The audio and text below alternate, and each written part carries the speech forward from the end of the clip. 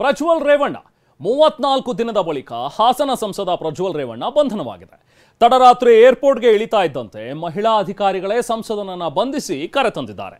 ರಾತ್ರಿ ಎಸ್ಐಟಿ ಕಚೇರಿಯಲ್ಲೇ ಇದ್ದ ಪ್ರಜ್ವಲ್ರನ್ನ ಇವತ್ತು ಕೋರ್ಟ್ಗೆ ಹಾಜರುಪಡಿಸಲಾಯಿತು. ವಿಚಾರಣೆ ನಡೆಸಿದ ಕೋರ್ಟ್ 6 ದಿನ ಕಸ್ಟಡಿಗೆ ನೀಡಿದೆ. ಇನ್ನು ನಿನ್ನೆ ರಾತ್ರಿ ಮತ್ತು ಇವತ್ತು ಬೆಳಿಗ್ಗೆ ಎಸ್ಐಟಿ ವಿಚಾರಣೆ ನಡೆಸಿದ್ದು, ಈ ವೇಳೆ ಪ್ರಜ್ವಲ್ ಬೇಸಿಕ್ ಫೋನ್ ಕೊಟ್ಟಿರೋ ಬಗ್ಗೆ TV9ಗೆ ಎಕ್ಸ್ಕ್ಲೂಸಿವ್ ಮಾಹಿತಿ ಲಭ್ಯವಾಗಿದೆ. ಹಾಗಾದ್ರೆ ನಿನ್ನೆ ಬಂಧನದಿಂದ ಈವರೆಗೂ ಏನೆಲ್ಲ ಆಯ್ತು ಅನ್ನೋ ಕಂಪ್ಲೀಟ್ ಮಾಹಿತಿ ಇಲ್ಲಿದೆ ನೋಡಿ.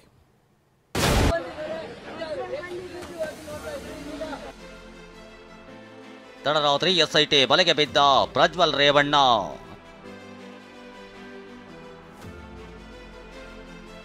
ವಿದೇಶದಿಂದ ಹಾರಿ ಬಂದ ಪ್ರಜ್ವಲ್ 6 ದಿನ ಎಸ್ಐಟಿ ಕಸ್ಟಡಿಗೆ.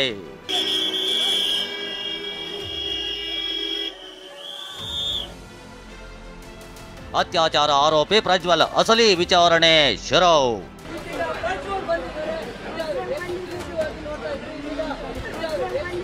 ಪ್ರಜ್ವಲ್ ರೇವಣ್ಣ ಬಂಧನ. ಹಾಸನದ ಸಂಸದ ಅತ್ಯಾಚಾರ ಆರೋಪಿ 1 ತಿಂಗಳು ತಲೆಮರೆಸಿಕೊಂಡಿದ್ದ ಪ್ರಜ್ವಲ್ ರೇವಣ್ಣ ಬಂಧನವಾಗಿದೆ. ತಡರಾತ್ರಿ ವಿಮಾನ ಇಳಿಯುತ್ತಿದ್ದಂತೆ ಪ್ರಜ್ವಲ್ರನ್ನ ಲಾಕ್ ಮಾಡಿದ ಎಸ್ಐಟಿ 6 ದಿನಗಳ ಕಾಲ ತನ್ನ ವಶಕ್ಕೆ ಪಡೆದಿದೆ.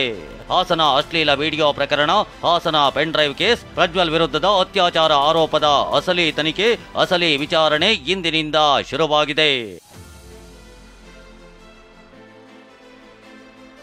ಕೋರ್ಟ್ನಲ್ಲಿ ಜಡ್ಜ್ ಎದುರು ಕೈಕಟ್ಟಿ ನಿಂತ ಪ್ರಜ್ವಲ್.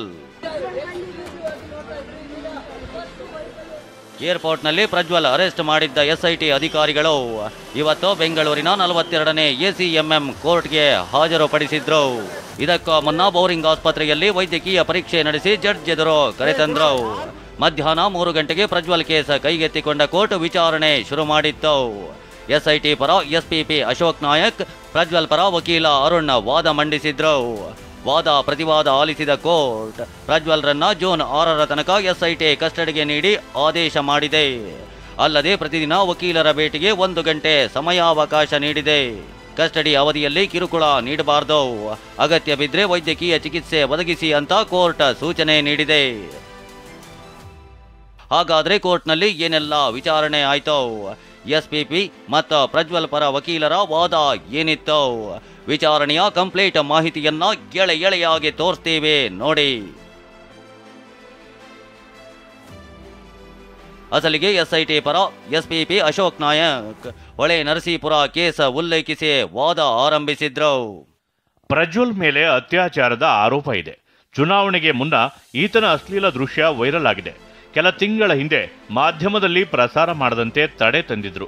ತಪ್ಪು ಮಾಡದಿದ್ರೆ ಈ ವಿಡಿಯೋ ಹಂಚಿದವರ ವಿರುದ್ಧ ಈತ ಕ್ರಮವೇಕೆ ಕೈಗೊಳ್ಳಲಿಲ್ಲ? ಈತ ಒಬ್ಬ ವಿಕೃತ ಕಾಮಿ. ಈತ ವಿಚಿತ್ರ ವ್ಯಕ್ತಿ. ತನ್ನದೇ ಅಶ್ಲೀಲ ದೃಶ್ಯವನ್ನ ಚಿತ್ರೀಕರಿಸಿದ್ದಾನೆ. ಮಹಿಳೆಯರ ಅಶ್ಲೀಲ ದೃಶ್ಯವನ್ನ ಈತ ವಿಡಿಯೋ ಮಾಡಿದ್ದಾನೆ. ಮಹಿಳೆಯರಿಗೆ ವಾಟ್ಸಪ್ ಕಾಲ್ ಮಾಡಿ ಬಟ್ಟೆ ಬಿಚ್ಚುವಂತೆ ಕೇಳಿದ್ದಾನೆ. ಹೀಗಂತ ಅಶೋಕ್ ನಾಯಕ್ ವಾದ ಮಂಡಿಸಿದ್ರು. ಈ ವೇಳೆ ನೀವು ಸ್ಟೋರಿ ಹೇಳಬೇಡಿ, ಕಸ್ಟಡಿಗೆ ಕಾರಣ ತಿಳಿಸಿ ಅಂತ ಜಡ್ಜ್ ಸೂಚನೆ ಕೊಟ್ಟರು.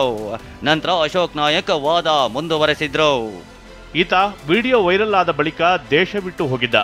ಹೊರದೇಶಕ್ಕೆ ಹೋಗಲು ಹಲವರ ಪಾತ್ರ ಇದೆ, ಸಂಚಿದೆ. ಈತನನ್ನ ಬಂಧಿಸಿ ತನಿಖೆಗೆ ಒಳಪಡಿಸಿದ್ರೆ ಸತ್ಯ ತಿಳಿಯಲಿದೆ. ವಿಡಿಯೋ ವೈರಲ್ ಆದ ನಂತರ ಹಲವು ಮಹಿಳೆಯರು ಸಂಕಷ್ಟದಲ್ಲಿದ್ದಾರೆ. ಮಹಿಳೆಯರ ಪತಿಯರು ಅವರನ್ನ ಸಂಶಯದ ದೃಷ್ಟಿಯಿಂದ ನೋಡುತ್ತಿದ್ದಾರೆ. ಈತನ ಮೊಬೈಲ್ ವಶಕ್ಕೆ ಪಡೆದು ಅದರಲ್ಲಿನ ವಿಡಿಯೋ ಪಡೆಯಬೇಕಿದೆ. ಡ್ರೈವರ್ನಿಂದ ಮೊಬೈಲ್ ಮಾತ್ರ ರಿಕವರಿ ಮಾಡಲಾಗಿದೆ. ಇವನ ಮೊಬೈಲ್ ಲಾಕ್ ಸಿಸ್ಟಮ್ ಇದೆ. ಇವನು ಹಾಗೂ ಮಧು ಎಂಬುವನ ಫೇಸ್ ಲಾಕ್ ಸಿಸ್ಟಮ್ ಇದೆ. ಇದನ್ನ ವಶಕ್ಕೆ ಪಡೆದು ತನಿಖೆ ನಡೆಸಬೇಕಿದೆ. ತಪ್ಪಿಸಿಕೊಂಡು ಹೋಗಲೆಂದೇ ಈತ ದೇಶ ಬಿಟ್ಟು ಹೋಗಿದ್ದಾನೆ. ಇದು ಗ್ಲೋಬಲ್ ನ್ಯೂಸ್ ಆಗಿದೆ. ಹೀಗಂತ ವಾದ ಮುಂದಿಟ್ಟ ಅಶೋಕ್ ನಾಯಕ್ ಈ ಕೇಸಿನಲ್ಲಿ ಜೀವಾವಧಿ ಶಿಕ್ಷೆಗೆ ಅವಕಾಶವಿದೆ. ಹೀಗಾಗಿ 15 ದಿನ ಎಸ್ಐಟಿ ಕಸ್ಟಡಿಗೆ ನೀಡುವಂತೆ ಮನವಿ ಮಾಡಿದ್ರು. ಇದಾದ ನಂತರ ಪ್ರಜ್ವಲ್ ಪರ ವಕೀಲ ಅರುಣ್ ವಾದ ಮಂಡಿಸಿದ್ರು. ಸಂತ್ರಸ್ತೆ ಅತ್ಯಾಚಾರ ಮಾಡಿದ್ದರೆಂದು ಮೊದಲು ದೂರು ನೀಡಿಲ್ಲ. ಈ ಸಂತ್ರಸ್ತೆಯ ಯಾವುದೇ ದೃಶ್ಯ ರೆಕಾರ್ಡ್ ಆಗಿಲ್ಲ. 4 ವರ್ಷದ ಹಳೆಯ ಪ್ರಕರಣವೆಂದು ದೂರಿನಲ್ಲಿದೆ. ಏಪ್ರಿಲ್ 28ರಿಂದ ಮೇ 2ರವರೆಗೆ ಯಾವುದೇ ಅತ್ಯಾಚಾರದ ಉಲ್ಲೇಖವಿಲ್ಲ. CRPC 161 ಹೇಳಿಕೆ ನಂತರ ಅತ್ಯಾಚಾರ ಆರೋಪ ದಾಖಲಾಗಿದೆ. ಜಾಮೀನು ನೀಡಬಹುದಾಗಿದ್ದ ಈ ಕೇಸನ್ನ ಜಾಮೀನು ರಹಿತ ಮಾಡಿದ್ದಾರೆ. ಲೈಂಗಿಕ ದೌರ್ಜನ್ಯ ಕೇಸನ್ನ ಅತ್ಯಾಚಾರದ ಕೇಸಾಗಿ ಪರಿವರ್ತಿಸಿದ್ದಾರೆ. ಮಹಿಳಾ ತನಿಖಾಧಿಕಾರಿ ಸಂತ್ರಸ್ತೆಯ ಹೇಳಿಕೆ ದಾಖಲಿಸಬೇಕು, ವಿಡಿಯೋ ರೆಕಾರ್ಡ್ ಮಾಡಬೇಕೆಂಬ ನಿಯಮವಿದೆ. ಆದರೆ ರೆಡಿಮೇಡ್ ದೂರನ್ನ ಸ್ವೀಕರಿಸಲಾಗಿದೆ.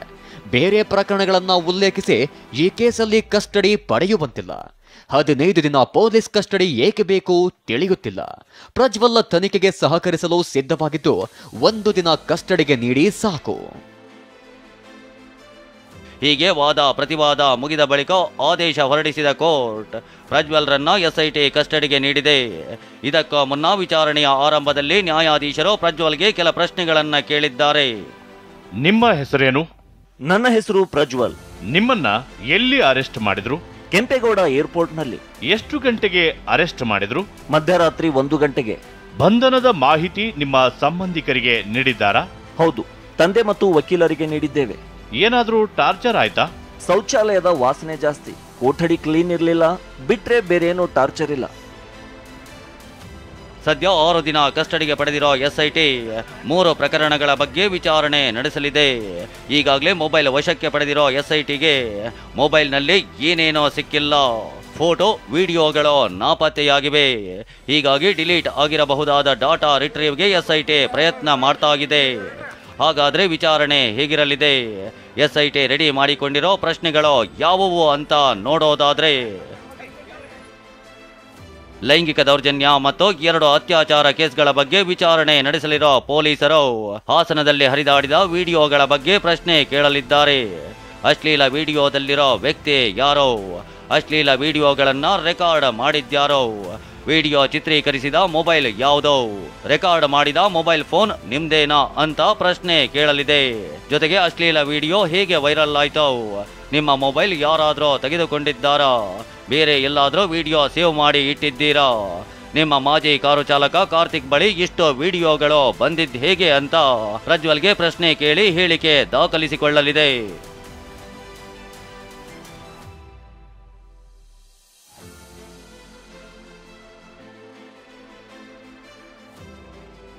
ಸಂತ್ರಸ್ತೆಯರು ದಾಖಲಿಸಿರೋ ಹೇಳಿಕೆ ಮುಂದಿಟ್ಟು ಪ್ರಜ್ವಲ್ ವಿಚಾರಣೆ ನಡೆಸಲಿರೋ ಎಸ್ಐಟಿ ಸಂತ್ರಸ್ತ ಮಹಿಳೆಯರಿಗೂ ನಿಮ್ಗೋ ಯಾವಾಗಿನಿಂದ ಪರಿಚಯ ಎಂಬ ಬಗ್ಗೆ ಮಾಹಿತಿ ಸಂಗ್ರಹಿಸಲಿದೆ.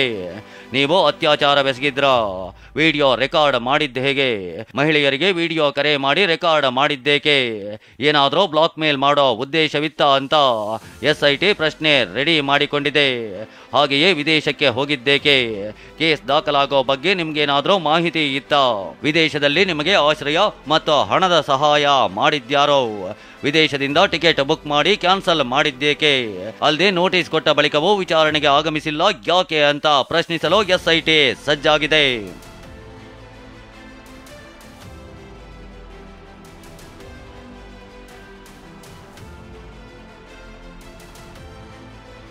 ಪ್ರಜ್ವಲ್ ಬಳಿ ಇರೋದು ಬೇಸಿಕ್ ಫೋನ್. ಪ್ರಜ್ವಲ್ ಬಳಿ ಇರೋದು ಬೇಸಿಕ್ ಫೋನ್.